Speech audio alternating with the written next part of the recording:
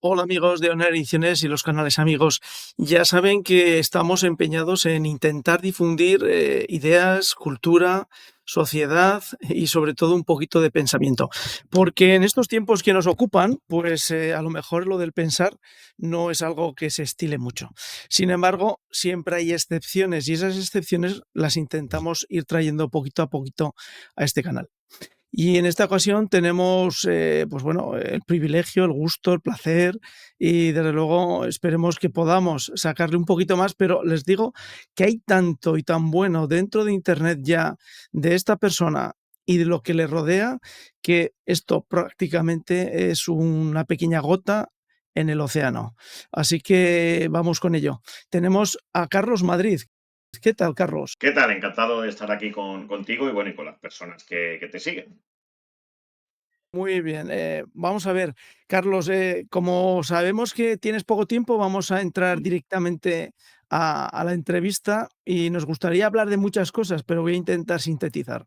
Lo primero de todo, llevo años siguiendo pues, todo lo que se va publicando dentro de la Escuela de Oviedo Mm. con Gustavo, ¿no? Bueno, eh, pero lo primero que me gustaría saber es ¿por qué te enrolaste tú en esta nave?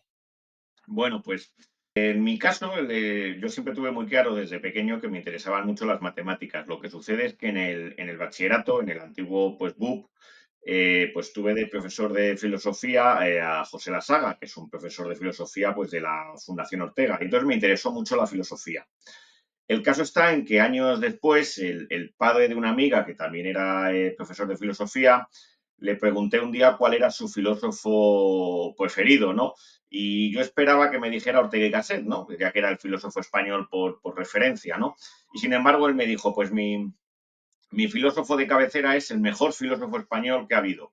Y yo insistí, Ortega, y me dice, ¿qué va? Gustavo Bueno. Y entonces me dio varios libros de Bueno para leer. El caso es que nunca había leído yo algo parecido, ¿no? Estaba yo acostumbrado pues mucho a la retórica orteguiana, ¿no? Ese escribir como muy, muy bonito, pero de repente leer un libro de Bueno que era como geometría de las ideas, pues la verdad es que me impactó. Al poco tiempo vi que venía a Madrid, a la Casa de América, una conferencia que se llama Contra el Espíritu, y me acerqué a verle, ¿no? Y entonces a partir de ahí pues fui enganchando con esta forma de hacer filosofía que en cierto modo también estaba muy, muy cercana a lo que yo estaba estudiando, que eran matemáticas. Eh, ¿Te acercaste a Bueno por tu vertiente, entre comillas, científica o por tu vertiente pensadora o conocedora? Pues la verdad es que quizás una mezcla de las dos, ¿no? Porque en las cuestiones matemáticas siempre me habían planteado cuestiones filosóficas, ¿no? ¿Por qué las matemáticas funcionan cuando las aplicamos al mundo? ¿Por qué, si las matemáticas se suele decir que son la ciencia más segura, por qué lo son, ¿no? ¿Por qué la verdad de un teorema matemático es más fuerte que la verdad de una ley física o de una ley química o qué sé yo, o de otra una ley, o de una ley biológica, ¿no?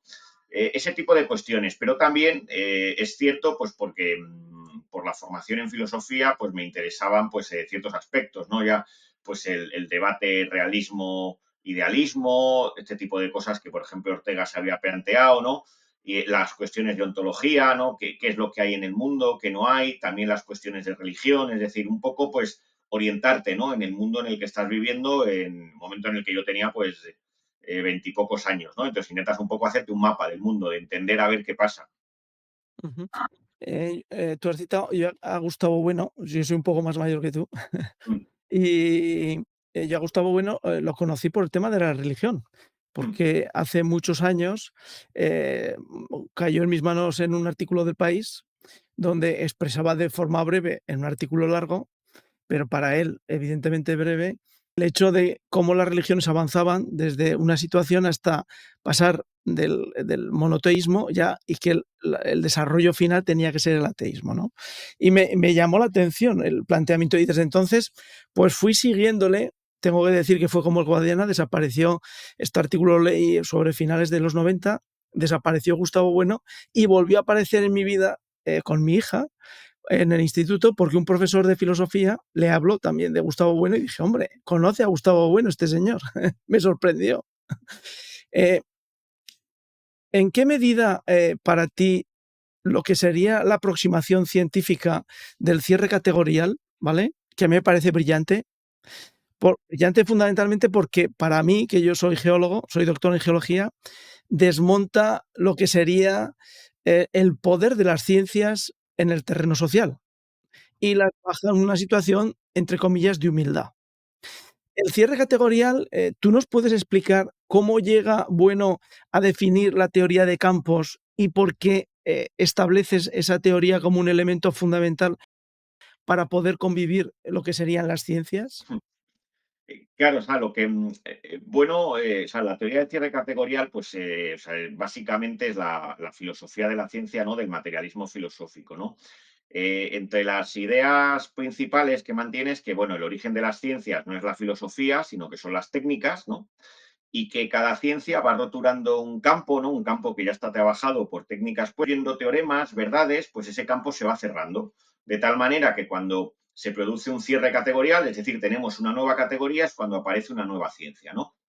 Y entonces, bueno, lo que se da cuenta es que no existe la ciencia, así con mayúsculas y en singular, sino que lo que hay es una pluralidad de ciencias, ¿no?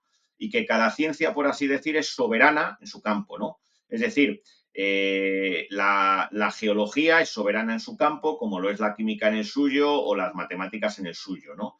Y entonces es cierto que a veces las ciencias pues se toman prestadas metodologías o aparatos, ¿no? Pero claro, el uso de esos aparatos es completamente distinto. Quiero decir, cuando un geólogo usa un aparato, que se llama aparatos tomados prestados de los químicos o de los físicos, no los usa para investigar, qué sé yo, la estructura de la materia o cómo combinar sustancias químicas, sino que lo usa, pues, por ejemplo, pues para datar unos estratos o unos sedimentos, ¿no? Es muy interesante, por cierto, decir que, ya que eres geólogo, ¿no? Que una de las aplicaciones quizás más redondas de la teoría del cierre categorial es precisamente la que hizo Evaristo Álvarez Muñoz a la geología, ¿no? En un libro que se llama, si no recuerdo mal, Filosofía de las Ciencias de la Tierra, ¿no? Y es una aplicación canónica, ¿no? De lo que es aplicar la teoría del cierre a una disciplina, en este caso la geología, ¿no? Entonces, lo que bueno se da cuenta es que, por así decir, rectifica dialécticamente los dos extremos, ¿no? Una posición, por así decir, podríamos decir, absolutista, en el sentido de que como si hubiera monista, ¿no? De que hay una única ciencia, ¿no? Pero tampoco por ello cayendo en una posición relativista, ¿no? Como si las ciencias se pudieran equiparar a otro tipo de disciplinas, como pudieran ser, qué sé yo, pues la política, la religión o las artes, ¿no? No, no, o sea, Bueno se está moviendo entre un extremo y otro, ¿no? Y lo que Bueno en algún momento llega a decir que, sin duda alguna, el materialismo filosófico se apoya en las ciencias como en sus rocas más firmes, ¿no? Y de hecho, lo que Bueno siempre decía es que la filosofía como saber de segundo grado se construye sobre sabiendo de saberes de primer grado, ¿no? Como son las ciencias en concreto, ¿no? Bien, ¿cómo Bueno llega a esa idea de que no existe la ciencia en mayúscula y en singular, una única ciencia, sino que en verdad hay una pluralidad de ciencias, ¿no? Sino que hay muchas, ¿no? Y que a veces, pues, unas con otras chocan o no encajan bien. Yo creo que tiene que ver sobre todo porque Bueno desde muy pronto, desde sus años en Salamanca, pues se interesa por estudiar diversas ciencias, ¿no? Él por su cuenta estudia lo que es la lógica formal, en tanto en cuanto pues es una especie de rama de las matemáticas, ¿no? Estudia geometría por su cuenta, pero también en esos momentos va pues un laboratorio de Antonio Colás, que era un bioquímico en Salamanca, ¿no? Y se empieza a investigar pues cómo estos bioquímicos de los años 50 pues trabajaban con enzimas, ¿no? Cómo trabajaban pues con los medios pues para trabajar pues eso, con biología molecular, básicamente, ¿no? Y entonces él se va dando cuenta en esos estudios de campo, ¿no? Casi como si fuera un antropólogo de laboratorio, ¿no? Pero antes de que apareciese lo que se llama pues la antropología de laboratorio, se va dando cuenta de que la forma de operar de esos sujetos operatorios que son los científicos, pues es muy distinta, por ejemplo, en matemáticas por ejemplo, en matemáticas a como puede ser en biología, ¿no? Donde hay diferentes materiales, diferentes aparatos, diferentes metodologías, ¿no? Sin perjuicio de que haya cosas en común, ¿no? Pues, por ejemplo, que el científico siempre es una especie de sujeto operatorio donde es muy importante manipular cosas, ¿no? Las operaciones quirúrgicas, que decía Bueno, ¿no? Aunque esas operaciones quirúrgicas en biología sea, qué sé yo, pues manejando placas que se ponen de cultivos que se ponen al microscopio, o en matemáticas consista en manipular manchas de tinta o de tiza, como son los signos matemáticos. Ujú. Eh, eh, Todo esto nos lleva a que, bueno, como parte, dijéramos, de nuestro oficio, al final el científico, como ser humano, pues tiene ansias de poder, ¿no? Y esa lucha de planteamiento de qué ciencia es más importante y si todas las ciencias son iguales, o si existe la gran ciencia, o si el método científico es el método, el único método, al final es todo es poder. Eh, Hay uno de los, muchos de los elementos que podemos encontrar en Internet de tus charlas, que hablas del científico del filósofo espontáneo, ¿no? Mm. Ese concepto del filósofo espontáneo, que si, ustedes lo buscan en Internet, Carlos Madrid, filósofo espontáneo, es brillantísimo. Brillantísimo porque lo que deja claro es que en alguna medida el científico está buscando esa relevancia social y además, Carlos, dispara con bala.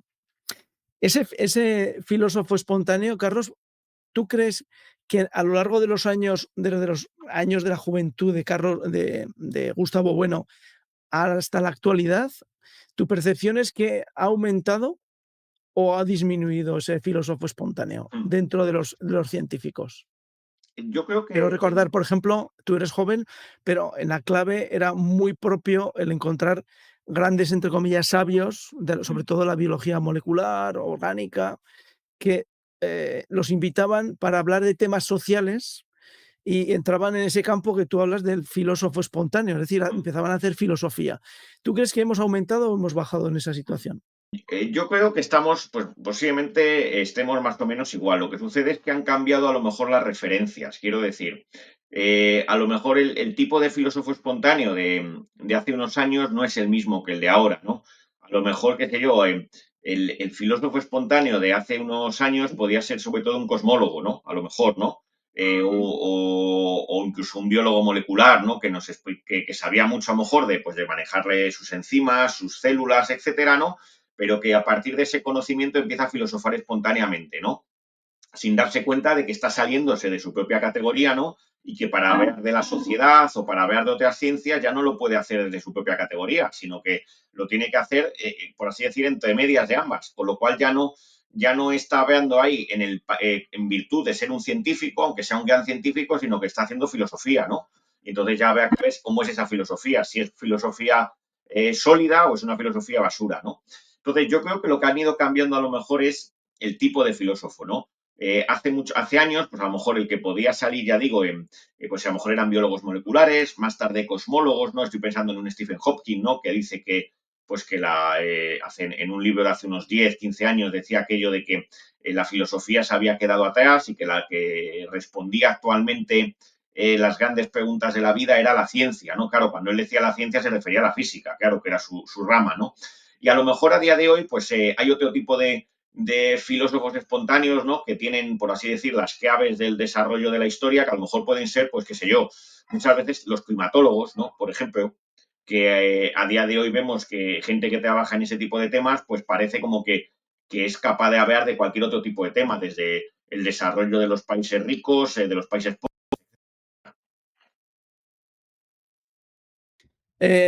Tomamos como ejemplo a lo que hablabas de climatólogo a Wegener, ¿de acuerdo?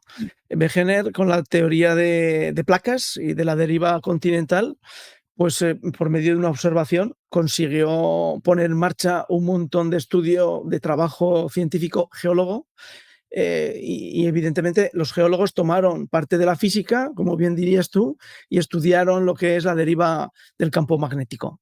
Es un magnífico ejemplo de cómo un climatólogo se mete en un área que no le compete, pero bajo la observación consigue movilizar a un montón de referentes científicos para intentar llegar a alguna conclusión, y lo consiguen. La climatología, vuelvo otra vez a insistirles que tiene una charla larga, porque Carlos Madrid cuando se pone, no es precisamente brevedad lo que le caracteriza, sobre el cambio climático. Y en el cambio climático tiene una charla donde simplemente pone en evidencia en qué medida los datos que se están manejando de una forma casi casi doble. Dijéramos que casi casi es como si un jugador de póker intentara jugar con las cartas que echa y las volviera otra vez a recuperar, pero por trocitos. Carlos, ¿cómo preparaste esa visión tan clara de lo que es el tomar los datos que se intentan aportar como fundamentales en lo que sería el cambio climático para mostrar que en mucha medida se están reutilizando para llegar a una afirmación que a lo mejor no es tan evidente y tan clara? A ver, yo de formación soy matemático y luego pues fui profesor de estadística en la Universidad Complutense durante 7 años, ¿no? Y entonces el tema de la estadística y de cómo se manejan pues, los modelos estadísticos siempre me ha interesado mucho, ¿no? Y la estadística, uno de los lugares donde mayor aplicación tiene es todas las cuestiones de la climatología, ¿no? Empezando porque el clima es básicamente eso, una distribución estadística del tiempo meteorológico, ¿no? Bueno, bueno, yo entonces prácticamente durante pues, la época de la pandemia, ¿no? Pues me dediqué a estudiar a fondo los informes. Ya me había metido anteriormente, pero me volví a reenganchar al tema, a estudiarme pues, los informes del IPCC, ¿no? A leer la letra pequeña, es decir, no leer solamente lo que es el resumen para políticos, que es una cosa pues muy extractada, ¿no? Y que muy simplificadora, sino a leer los propios capítulos, ¿no? Que son incluso 2000 páginas, ¿no?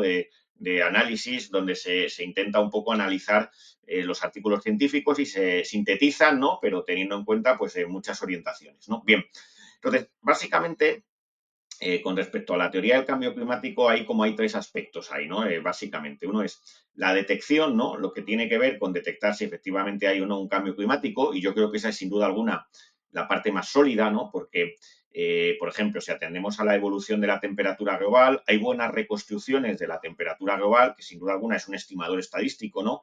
Porque, claro, se trata de las diferentes mediciones de temperatura que tienes en diferentes estaciones meteorológicas a lo largo del mundo, pero no en todas las partes del mundo y no todas con un intervalo de tiempo excesivamente amplio, ¿no? Prácticamente ninguna estación meteorológica va más allá de 1900, ¿no? Se retrotrae más allá de 1900, ¿no? Intentar estudiar, ¿no? Qué es lo que ha hecho la temperatura. Ahí es interesante porque hay diferentes reconstrucciones con métodos distintos, ¿no? Es un poco la idea de la identidad sintética, ¿no? De cursos operatorios diferentes que confluyen, ¿no? Entonces, ahí sí que es verdad que ese punto yo creo que es el punto más fuerte de la teoría del cambio climático, que es decir, que efectivamente la temperatura global en las últimas décadas está aumentando, ¿no? Ese es quizás yo creo que el aspecto más que tiene, por así decir, mayor franja de verdad, ¿no? Luego está una cuestión diferente de la detección del cambio climático y en particular esta del calentamiento global. Otra cuestión diferente es lo que se llama la atribución, es decir, ¿por qué está pasando el cambio climático? ¿Por qué está habiendo calentamiento global? ¿No? ¿Cuáles son las causas? ¿No? Y aquí esto es muy interesante, ¿no? Porque la mayor parte de la gente piensa que esto es una prueba de laboratorio, ¿no? Como que se hace un experimento de laboratorio y ya está, ¿no? El problema es que con el clima global, el clima terrestre, no podemos experimentar, ¿no? Porque no lo puedes meter en un laboratorio. Entonces, el único método para poder establecer causalidades, ¿no? Es decir, causas de por qué está aumentando la temperatura es mediante modelos estadísticos, ¿no? Son los grandes modelos del clima global que se ponen en supercomputadoras a funcionar y en los cuales lo que sucede es que cuando se ponderan los factores naturales y los factores antropios de una determinada manera, se observa lo siguiente. No se toman en cuenta los factores antropios, los modelos, las supercomputadoras no son capaces de reproducir el aumento de la temperatura en las últimas décadas. Sin embargo, si sí que se toman en cuenta esos factores antropios, pues la emisión de gases de efecto invernadero, los cambios en el uso de la tierra, emisión de aerosoles, etcétera, resulta que los modelos sí que reproducen esa curva de temperaturas monótona creciente, ¿no? Entonces, eso es una evidencia estadística y esa evidencia está ahí. Pero claro, hay que ser consciente de que no es una evidencia como puede ser a lo mejor, qué sé yo, en física, cuando se hace un experimento, en química, cuando también se puede experimentar. Es decir, es más bien lo que tenemos en la climatología, en este tipo de cuestiones, una ciencia, por así decir, que más que práctica y experimental, es una especie de ciencia teórica y observacional, ¿no? Donde lo que se manejan, más que las cosas mismas, más que, por ejemplo, en física que se manejan los átomos o en química las sustancias, Ujú. lo que aquí se está manejando son modelos estadísticos, ¿no? Y entonces, claro, esos modelos estadísticos tienen una cierta dependencia, por ejemplo, de cómo se ponderan los factores, ¿no? Los factores antropios, etcétera, ¿no? Porque luego, claro, está el problema que se llama de la doble contabilidad. Y es que es lo que tú decías, y eso es un problema que muchas veces esos modelos, para calibrarlos, se usan las series de temperaturas, ¿no? Claro, series de temperaturas que luego a su vez se intenta que reproduzcan, ¿no? Pero hasta qué punto el hecho de que el modelo reproduzca la subida de temperaturas no es una especie de bricolaje, ¿no? De que se ha tuneado, se ha afinado el modelo para que funcione y sea capaz de reproducirlo, ¿no? Entonces, esa evidencia estadística hay que tenerla ahí, ¿no? Pero hay que ser consciente también del grado de incertidumbre que tiene, ¿no? Y finalmente, lo que a mi juicio ya sí que tiene un grado de incertidumbre enorme, son lo que tiene que ver con lo que llaman el IPCC, ¿no? Las proyecciones climáticas, ¿no? Es decir, ya no, ellos mismos ya no dicen ni siquiera predicción, ¿no? Porque son conscientes de que los modelos dependen de tantas hipótesis que no se puede decir que eso sea una predicción, sino que son proyecciones que en determinados escenarios, según cómo evolucione la economía mundial y otros factores, pues predicen cómo será la temperatura o las concentraciones de gases de efecto invernadero de aquí a 2100, ¿no?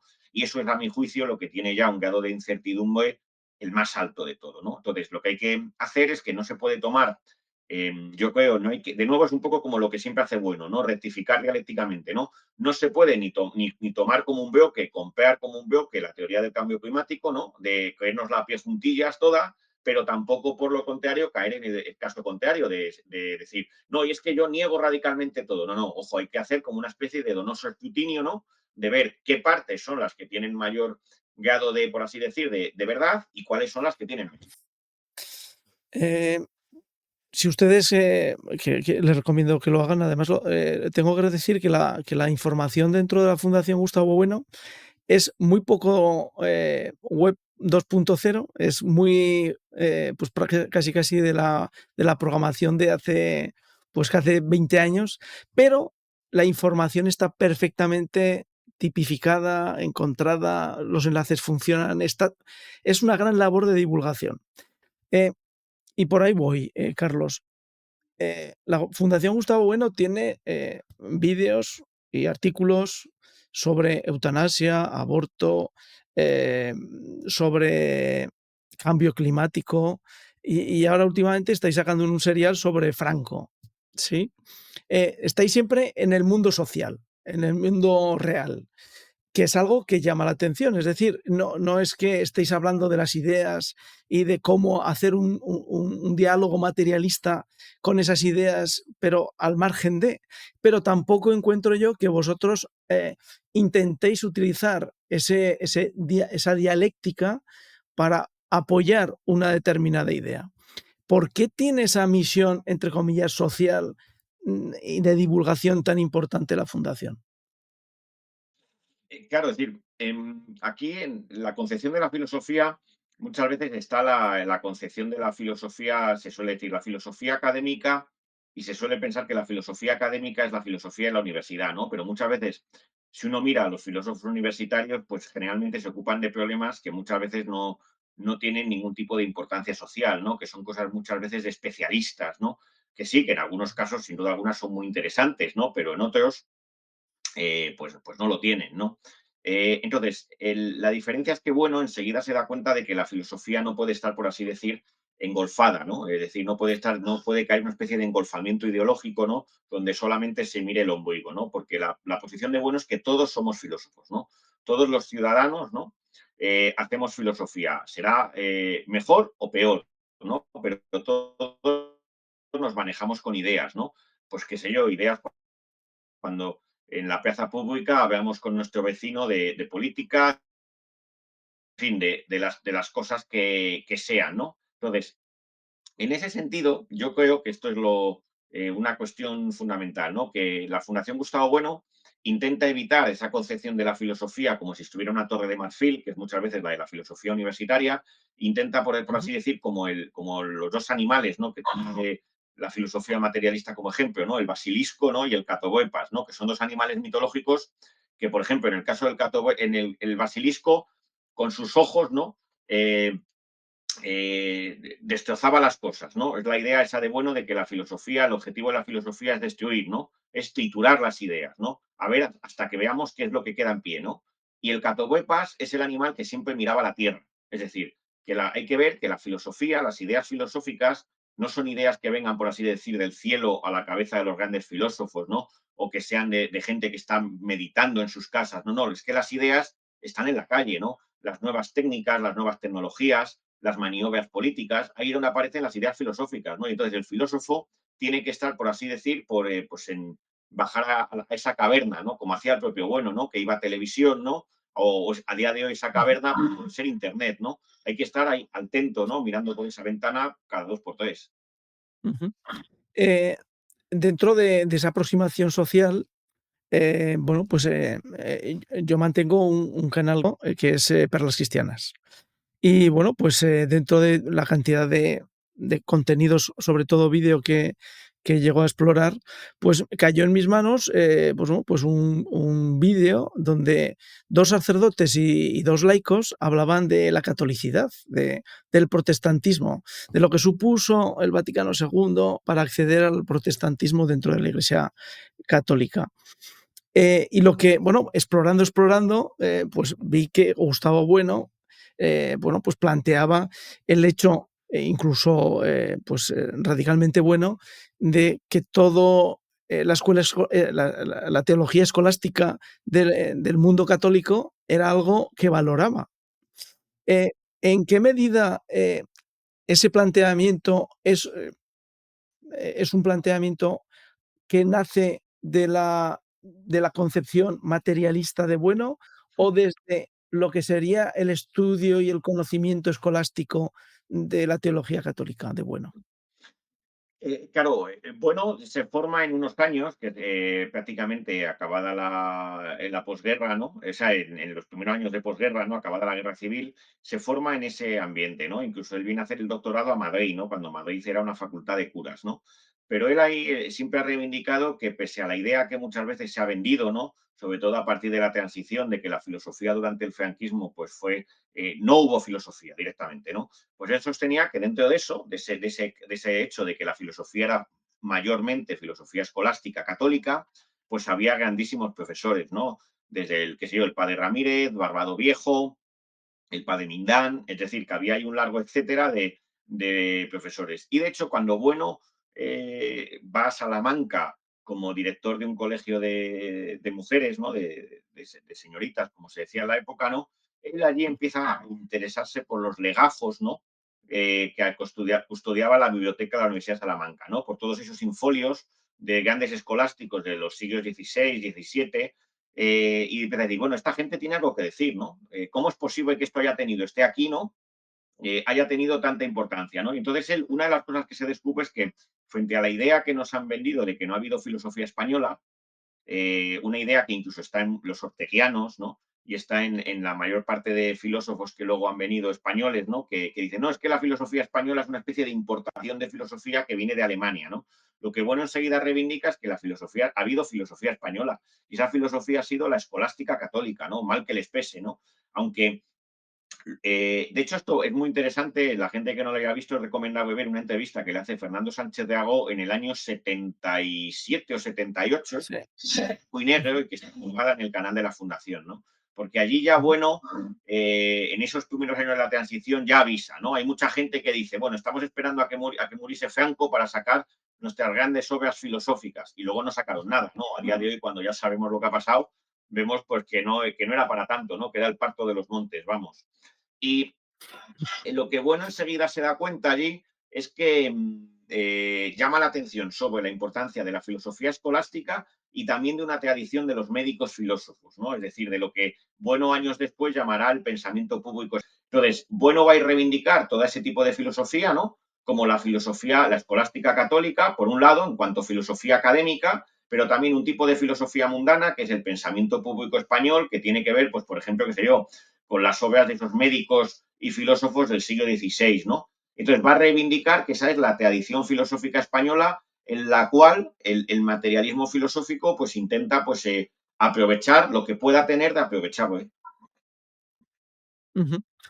Dentro de esa reflexión que has hecho de si antes de Franco había filosofía o no, una de las entrevistas que me lanzó el algoritmo de YouTube fue un profesor, que compartió, bueno, compartió, no, que debía ser discípulo de Bueno en la Universidad de Madrid y donde planteaba que Bueno había decidido abandonar, dijéramos, la escuela filosófica o la universidad de filosofía y el corpus de los profesores, porque entendía que nadie hacía filosofía y que prácticamente no se aportaba nada nuevo ni ninguna idea nueva.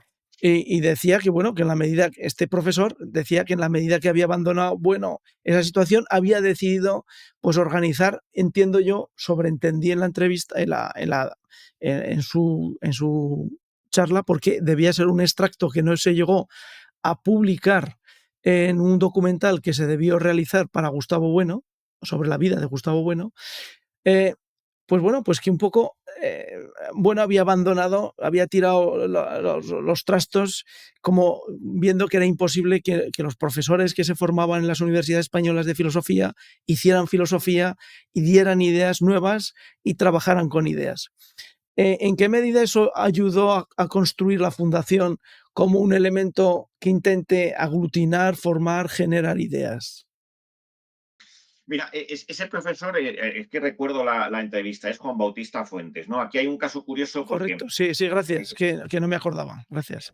Fuentes, profesor y discípulo de Bueno en la Universidad Complutense, en ese fragmento que luego él no consideró que se incorporase al documental sobre Gustavo Bueno que se emitió en la 2 hace unos años, él sostenía que Bueno se va de la universidad porque se da cuenta de que la universidad pues no es un lugar para hacer filosofía en serio, ¿no? Sucede es que el propio Fuentes le afea a Bueno decir que al perder el contacto con la filosofía se pierde el contacto, él hace una comparación con el Laoconte, ¿no? Con las serpientes, ¿no? Con la dialéctica, ¿no? Con ver de reojo a las otras posiciones, ¿no? Para mantener ese contacto dialéctico, ¿no? Y entonces eso ha hecho que el propio Bueno, pues por así decir, se produjese una especie también de engolfamiento ideológico, ¿no? Donde estuviera rodeado solo pues del materialismo filosófico y sin tomar en cuenta otras doctrinas. Es curioso porque esa posición, hace poco, en una especie de entrevista-debate que tuve con un profesor de lógica y filosofía de la ciencia de la Complutense, ¿no? En un programa de libros, eh, la repetía, ¿no? Entonces, claro, yo me acuerdo que le contesté para decirle que la filosofía te transcurre pues, canales mucho más anchos que la universidad, ¿no? Y que a lo mejor, pues por ejemplo, Bueno, ha tenido polémicas pues desde Puente Ojea, que no era profesor universitario sobre la religión, con Antonio Escotado, el cual tampoco llegó a tener una gran posición en filosofía. Es decir, bueno, estoy hablando en sentido de la fundación, ¿no? Es decir, en ese sentido, yo creo que decir como que se ha perdido de referencia a los demás para hacer filosofía dialéctica, creo que eso no es cierto, ¿no? Pocas escuelas de filosofía pueden presumir, como la escuela del materialismo filosófico, de haber tenido polémicas tan crudas, no solo entre personas que estamos dentro de la escuela cuando discutimos ciertos temas del propio sistema, sino también con gente de fuera, ¿no? Y luego, los aislados eran ellos. Digo, porque o sea, vosotros a lo mejor vais a un congreso, discutís con otros profesores y esa discusión que hacéis, pues os ven, qué sé yo, pues 20, 30 personas, ¿no? Mientras que una discusión de la Fundación Gustavo Bueno, como mínimo, cualquier vídeo pues supera las 2.000, 3.000 visualizaciones. Por lo tanto, sí, ya estás llegando a un público mucho mayor. Lo que pasa es que a lo mejor ese público no son filósofos del gremio, sí, no son del gremio de profesores de filosofía, sino que son filósofos porque son químicos, geólogos, otras profesiones, ¿no? Ujú.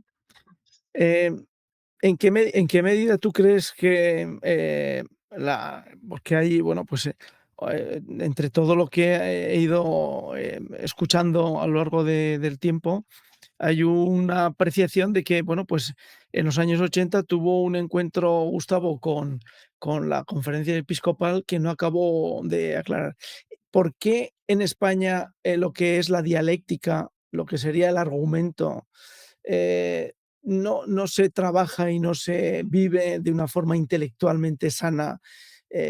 Y por qué incluso cuando alguien te puede plantear un elemento que es totalmente contrario a ti, en vez de coger el argumento, pues se decide ir a por él, a por la persona que lo dice. ¿Qué elemento social hay en España para que la gente rehuya de lo que sería la dialéctica de las ideas? Bueno, yo no creo que eso sea una cosa, peculiar de España. Yo creo que en todos los países sucede así, ¿no? Lo que sucede es que luego, qué sé yo, en ciertos ambientes anglosajones, pues sí, se pueden discutir esas ideas con ese tono educado, ¿no? Ujú, Muy muy polite, ¿no? De los anglosajones, ¿no? Pero luego cada uno se vuelve a su casa manteniendo las mismas ideas, ¿no?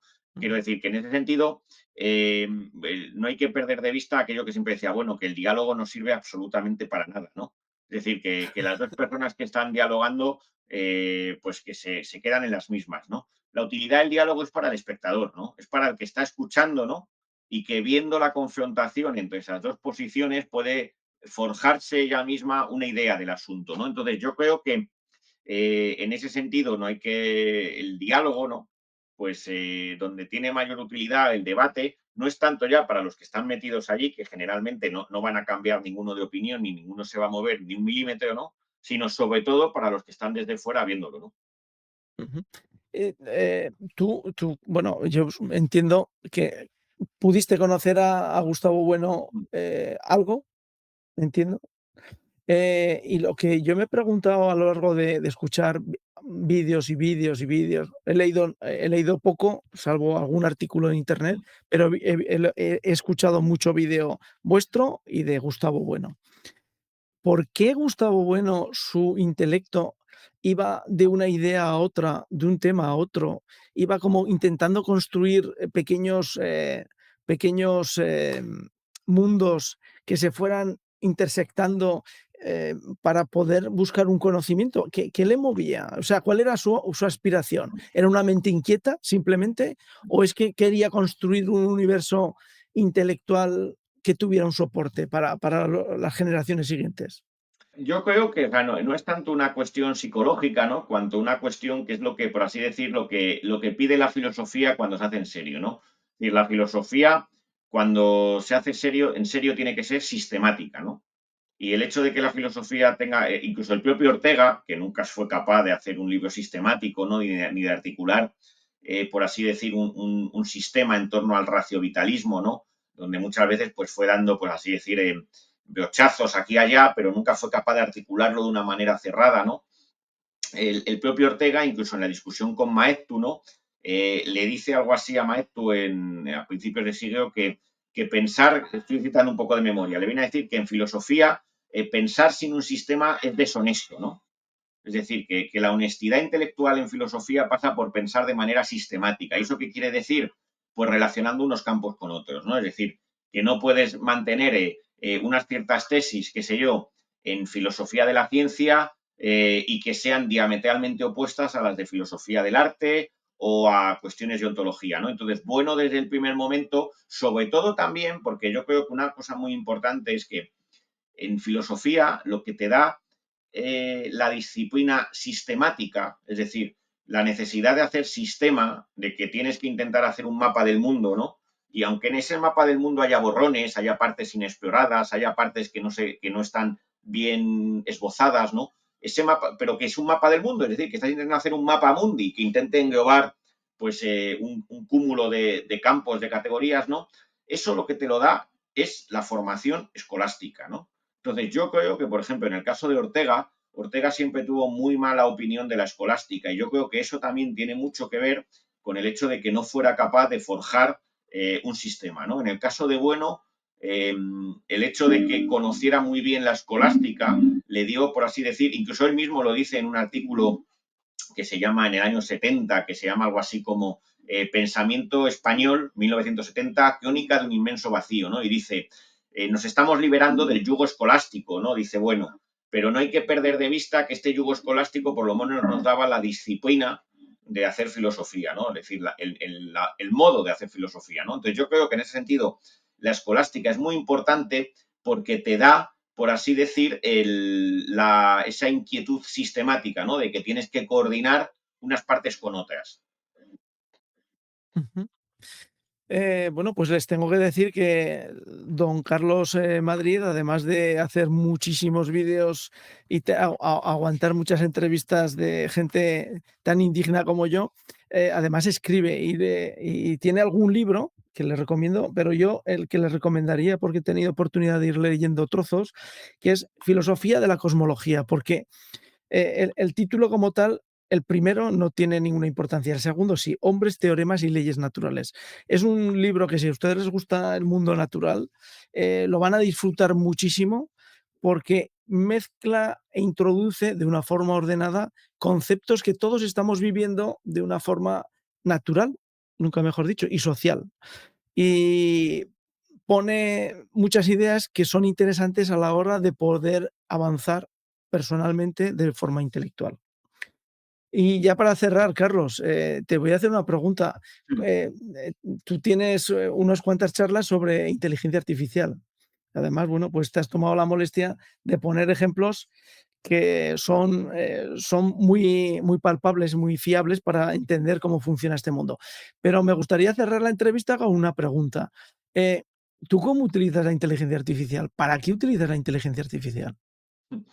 Bueno, pues la inteligencia artificial yo la uso como buscador, básicamente, ¿no? Mm, La mayor utilidad que yo le veo ahora es que mientras que antes buscabas en Google y para cualquier tema, pues te tocaba a ti ir entrando en diversas páginas hasta que encontrabas la que te cuadraba, la que te quería. Lo bueno es que la inteligencia artificial a día de hoy, primero, te hace una especie de mix de toda esa información que está pues diseminada en diferentes webs, ¿no? Y luego, aparte, te da muchas veces la referencia, ¿no? De tal manera que cuando estás leyendo esa especie de mezcla estocástica, pero original que te da, pues puedes muchas veces saber la referencia, ¿no? De, mira, esto lo ha sacado de esta página y este es el dato que a mí me interesaba, ¿no? Entonces, yo lo uso básicamente para eso, ¿no?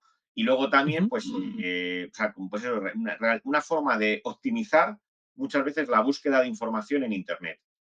ujú. Pero hay que tener cuidado, tampoco puedes, Sí. muchas veces tienes que comprobar la información por los problemas que presenta de alucinación o de que tal y como tú le has dicho las cosas, no las entiende exactamente como tú pensabas que lo has dicho. Ujú. La última pregunta de verdad. ¿Tú crees que en la Universidad Española hay una búsqueda, una caza y captura de la inteligencia artificial para que los alumnos no sepan ni casi, casi ni que existe? Pues me temo que, o sea, en la mayor parte de universidades ya los alumnos yo creo que la usan, ¿no? Yo como profesor también veo que los alumnos la están empleando, ¿no? Y a veces, claro, en el caso mío, ¿no? Con alumnos muchas veces que son de bachillerato y que están a punto de empezar la universidad, es muy sencillo detectar cuándo la han usado, ¿no? Si, por ejemplo, en un trabajo ves que no hay ni una falta de ortografía, pues malo, hay que sospechar que eso no está bien, ¿no? O que está redactado de una manera que se entiende perfectamente, ¿no? Que parece casi una página de Wikipedia. Pues entonces en ese momento tienes que decir, oye, aquí está fallando algo, ¿no? Entonces yo Ujú, creo que esto es algo que los alumnos lo están usando tanto para resolver, pues por ejemplo, con los nuevos modelos de razonamiento, problemas, ¿no? Pero claro, si luego van a llegar a un examen y resulta que la ejercitación en casa la han hecho usando esa inteligencia artificial, ya sea para redactar como para buscar la información o para resolver problemas o ejercicios, pues obviamente eso va a ir pues en detrimento de su formación. sí, abundando en lo que dice Carlos, la inteligencia artificial no te hace más inteligente. Tú tienes que ser el inteligente para dominar a la inteligencia y que trabaje para ti. Muy bien, Carlos, pues un placer tenerte aquí con nosotros. Nos has hecho el favor de hacernos un buen resumen de todo lo que hay, la amalgama de conocimiento que hay de Gustavo Bueno y su fundación en Internet que, bueno, pues les tengo que promover a que dediquen tiempo a la fundación porque ese tiempo que dediquen les garantizo que les va a hacer más inteligentes, más sabios, pero sobre todo más libres. Y esto de la libertad últimamente está un poco caro. Carlos, mil gracias. Seguimos en contacto y te seguimos dentro de todo lo que vayas difundiendo. Y lo último, mil gracias sobre todo por la capacidad divulgadora que tienes, porque eres capaz de explicar cosas, conceptos muy difíciles de forma muy sencilla. Así que enhorabuena. Pues muchas gracias y eso se lo debo yo a mis alumnos, ¿no? Porque la forma de sobrevivir con mis alumnos de bachillerato, muchas veces, alumnos entre 16 y 18 años, explicándoles, qué sé yo, pues cálculo de derivadas, integrales, geometría en tres dimensiones, pues al final es que necesitas, para sobrevivir, intentar ser lo más didáctico que se pueda, claro. Perfecto, pues a todos ustedes, gracias por estar aquí, gracias por seguirnos y ya saben, aquí estamos intentando aportar un poco de luz dentro de este mundo que cada día puede ser que sea más oscuro. Hasta luego, chao.